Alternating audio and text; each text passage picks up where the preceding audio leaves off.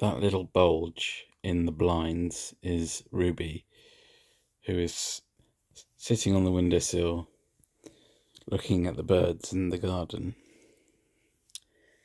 Now, a few minutes ago, I was in the back room having a tidy, and she was howling and howling in the kitchen. I thought, well, she must want to come out into the outhouse with me, which she can't do because there's some broken glass somewhere in the back room which I don't want her stepping on.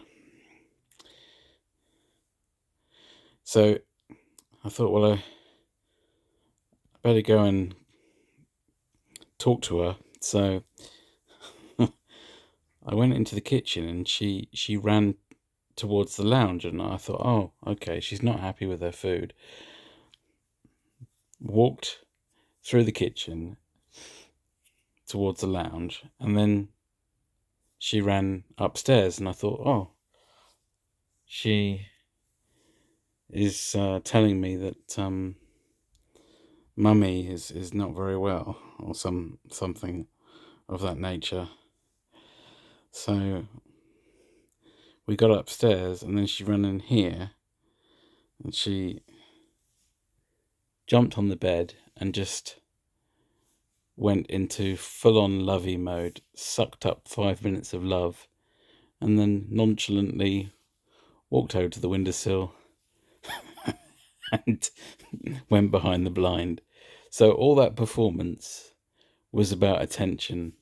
And that's the funny thing about Ruby, is she can be really antisocial. But when she's in the mood for love, when she wants her daily fix of affection, well, it's not daily actually, it's coming several times a day, but when she's in that mode,